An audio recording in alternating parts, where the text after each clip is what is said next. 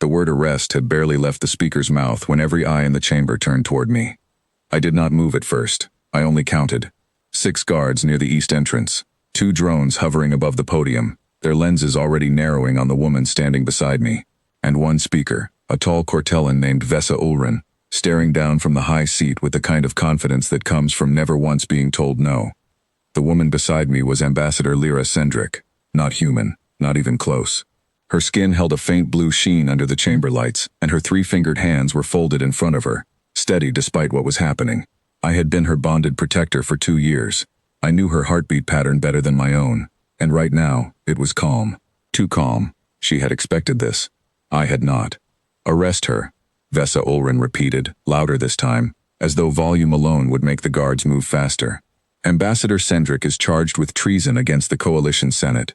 Escort her to holding immediately. The 6 guards stepped forward in perfect unison, their boots striking the polished floor like a countdown. I stepped forward too. Not beside her, in front of her. A ripple went through the chamber. Delegates from a dozen species leaned forward in their seats. Somewhere behind me, I heard a low murmur in a language I didn't know, but the tone was unmistakable. Surprise. Because bodyguards like me did not do this. We were hired hands, silent, compliant. We stood at the edges of rooms like furniture, and when someone with more authority gave an order, we obeyed it. Because that was the arrangement humanity had accepted the day we joined this coalition. Except I hadn't accepted anything today. Move aside, one of the guards said. His name badge read Corvin. I had spoken with him twice in the hallway outside this chamber. He had seemed decent enough. Now his voice was flat, professional, already rehearsing the report he would file once this was over. I can't do that, I said. The words landed harder than I expected. Not because I shouted them. I didn't. I said them the way you'd tell someone the elevator was out of service. Simple. Final. Vesa Ulrin's composure cracked for half a second before she caught it. This does not concern you, bodyguard. Step away from the ambassador or you will be charged alongside her. With respect, speaker, it concerns me directly. I kept my hands visible, open, nowhere near a weapon. I wanted every delegate in this chamber to see that I wasn't threatening anyone. I was simply not moving. Ambassador Sendrick is under a registered protection bond, filed with this Senate under Coalition Mercenary Codex, Section 12. That bond states that no arrest of a protected principal may proceed without a formal writ of due cause, issued and signed by 3 sitting justices of the judicial chamber. I have not seen that writ. Silence. For a moment, nobody in the chamber said anything at all. Then whispers again, spreading outward like ripples on water. Vesa Ulrin's mandibles clicked together, a small tell I had learned to recognize as irritation. The Senate does not require a writ when treason has been witnessed directly. I witnessed it myself, in closed session, 3 days ago. Then you have a testimony, I said. Not a writ? The codex is specific about the difference. I read it, all of it, twice. A few delegates laughed, quietly. The kind of laugh people give when something surprising happens in front of them, and they don't yet know if it's allowed. I understood their surprise. Humans had joined the coalition only 40 years ago, arriving late to a galaxy that had already decided who mattered and who didn't. We were the newest species at the table. And for most of those 40 years, we had been treated exactly the way new arrivals always are. Useful for dangerous jobs. Convenient for dirty work. Rarely invited to speak unless spoken to. I had taken this job because it paid well, and because Lyra Sendrick had once, during a quiet moment on a transport ship, asked me what I thought about a piece of coalition law, instead of asking me to open a door for her. Nobody else on this station had ever asked me what I thought about anything. You are testing my patience, Vesa Ulrin said. Humanity's standing within this coalition is fragile enough without one of its citizens obstructing Senate justice in open session. I'm not obstructing justice, I said. I'm requesting that it be followed correctly. Corvin, the guard, glanced up toward the high seat, waiting for a signal. The other 5 guards shifted their weight, uncertain now, because a mercenary quoting law back at a sitting speaker was not something covered in their training. Lyra placed a hand lightly on my shoulder from behind, not to pull me back, just to let me know she was still there, still calm, still watching everything unfold exactly as she seemed to have expected. You should know, I said, raising my voice just enough to reach the upper galleries, that 3 days ago, Ambassador Sendrick discovered financial records showing that senior officials on this Senate diverted relief funding meant for the outer colonies into 3 private accounts. She brought that evidence here today to present it formally. I believe that is the real reason for this arrest. The murmuring stopped completely, not because people didn't believe me, because they did. Vesa Ulrin's composure slipped further. This is a fabrication. It isn't, Lyra said, finally speaking for herself, her voice carrying easily across the chamber despite its softness. I have the records. I was going to present them this afternoon, during the open session, where every delegate present could examine them. That is why I am being arrested now, before I have the chance. A Torvelian delegate near the front stood up, his long neck extending as he looked between the speaker and the ambassador. Is this true, Speaker Ulrin? Was there to be a presentation this afternoon regarding colonial funding? There was a scheduling request, Vesa Ulrin said carefully. Nothing more. A scheduling request you denied, Lyra said. 3 times. I have the correspondence. I watched the guards again. Corvin's eyes had shifted from the speaker to the delegates who were now standing, one after another, murmuring among themselves in a dozen different tongues. The tide in the room was moving, slowly, the way water moves before you notice it's already at your ankles. Enough, Vesa Ulrin said, slamming a small ceremonial gavel against its stand. Guards, proceed with the arrest. The bodyguard's objection is noted and will be addressed separately. Corvin took a step forward, and so did the others, and for one long second I thought this was going to become something none of us wanted it to become. So I said the thing I had been holding back, the thing that would either end this cleanly or make it very much worse. Before you do that, I said, you should know that the moment this arrest order was announced, a protocol built into my equipment activated automatically. It's called a dead correspondence trigger. It's legal under coalition security law, registered with the Judicial Chamber 6 months ago, and it does exactly one thing. If my principal is detained without a proper writ, every document she is currently carrying, including the colonial funding records, is transmitted immediately to 3 independent auditors outside this Senate's jurisdiction. It has already happened. There's nothing left to arrest her over, because the evidence isn't in this room anymore. It's already out. The chamber went completely silent. Vesa Ulrin stared at me the way you'd stare at a door that had just refused to open. You would not dare. I already did, I said, about 90 seconds ago, before you finished saying the word arrest. Someone in the gallery laughed, a short surprised bark of a sound, quickly smothered. Corvin looked at the other guards. The other guards looked at Corvin. None of them moved. This is an unlawful act, Vesa Ulrin said, though her voice had lost some of its certainty now. It's a lawful act, I said. I checked, twice, the same way I checked the arrest procedure. Humanity has only been part of this coalition for 40 years, Speaker. But we read the documents you hand us, all of them, every clause, every footnote. It seems that was a mistake nobody expected us to make. The Torvelian delegate sat back down slowly, watching the speaker rather than me now. 2 more delegates near the back rows stood and quietly moved toward the exit, the kind of quiet exit people make when they realize they do not want to be seen standing near something that is about to collapse. Auditors do not have jurisdiction over Senate proceedings, Vesa Ulrin said, trying one more angle. They don't need jurisdiction over the proceedings, Lyra said, stepping up beside me now, no longer behind me but level with me. They only need jurisdiction over the funding records, which they have, because those funds were drawn from an interspecies relief account that all 3 auditors already oversee. You cannot unsend what has already been received, Speaker.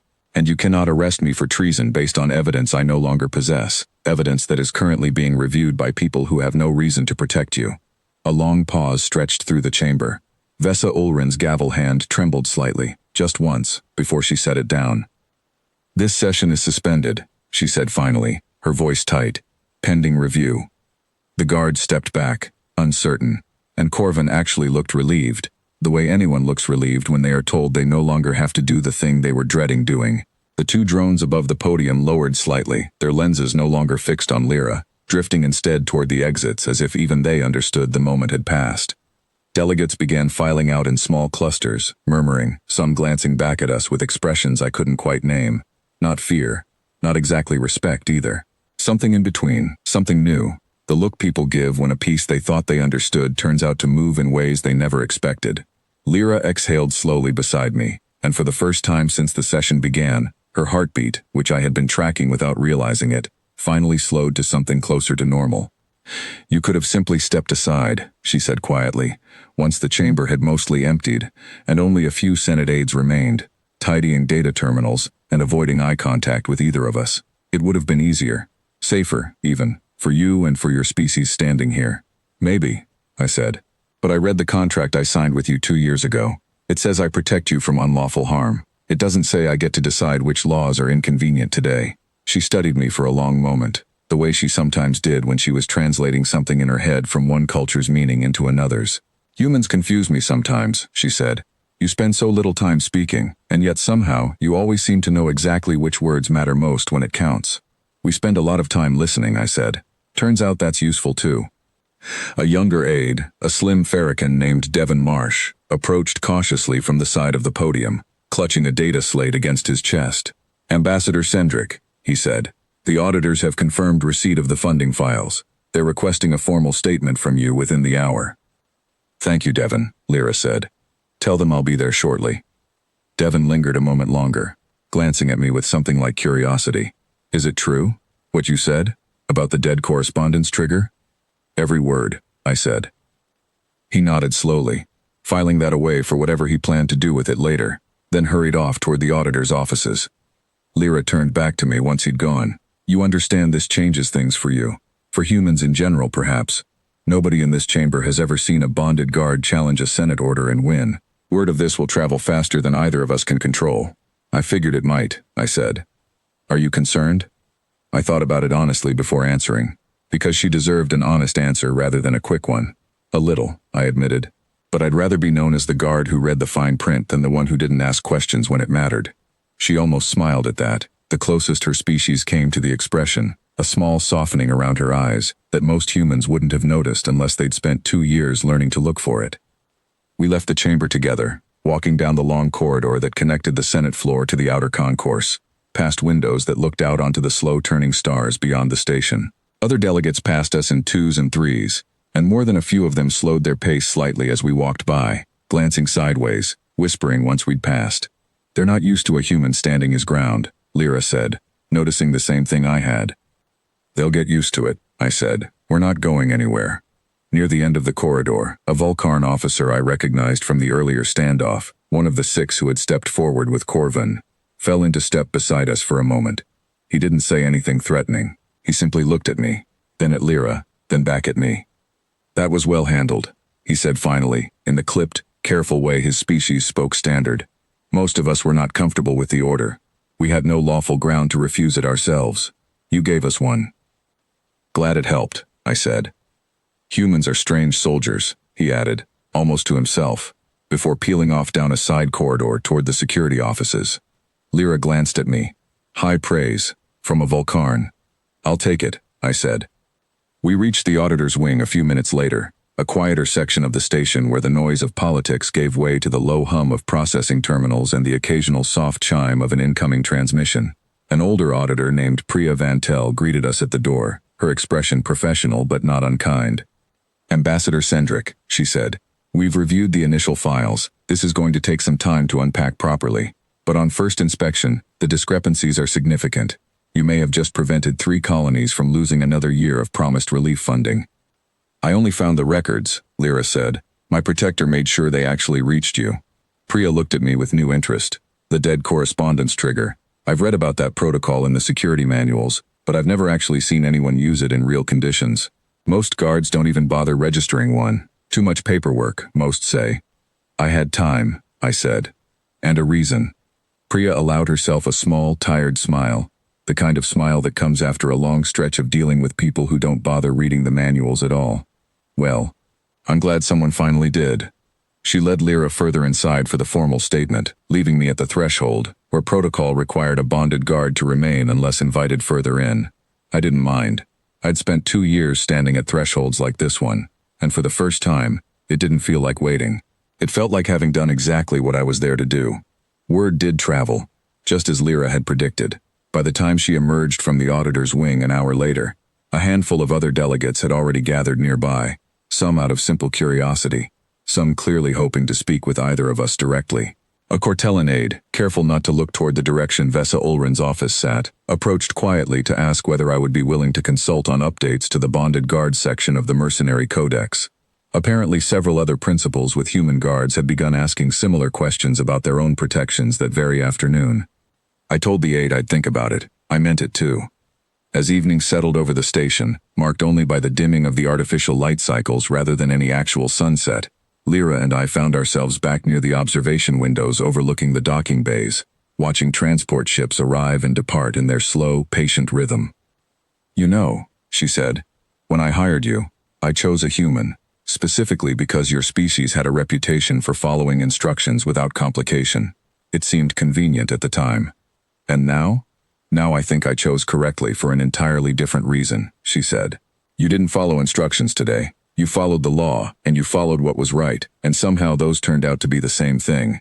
I'm not certain many bonded guards from any species would have made that distinction, let alone acted on it in front of the entire Senate." "I just did my job," I said. "No," she said, turning to look at me directly. "You did more than your job. You reminded an entire chamber of the difference between authority and correctness. That is a rarer skill than you seem to think." I didn't have a clever answer for that, so I didn't try to find one. We stood there a while longer, watching the ships come and go, saying nothing, and for the first time in 2 years of standing quietly at her side, the silence between us felt less like waiting, and more like understanding. Somewhere behind us, deep in the Senate's private offices, Vesa Ulrin was likely already drafting some kind of statement, some careful phrasing meant to soften what had happened today into something more manageable for tomorrow's headlines across a dozen worlds. It wouldn't matter much. The records were out. The auditors had them. And an entire chamber full of delegates from species far older and far more powerful than mine had just watched a single human refuse to move. They would remember that. I intended to make certain of it, because humanity hadn't clawed its way into the stars by kneeling the first time someone with more titles and more legs told us to sit down. We'd gotten here by paying attention, by reading what nobody else bothered to read, and by choosing, quietly and without fanfare, exactly when to finally stand still. Today, I had simply been the one standing closest to the door.